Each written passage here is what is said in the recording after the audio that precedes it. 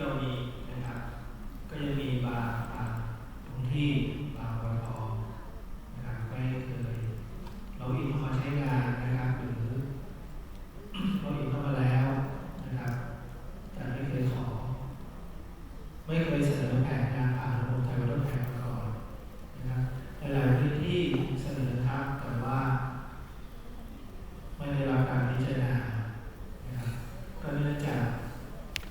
เอกสารนะครับหรือการเสนอแผนงานไม่ถูกต้องตามที่ท่านรองผู้ว่าก็ได้แจ้งไปครับว่าส่วนใหญ่เกิดจากความไม่พร้อมนะครับไม่พร้อมของเอกสารที่แน่โดยเฉพาะอย่างยิ่งเรื่องที่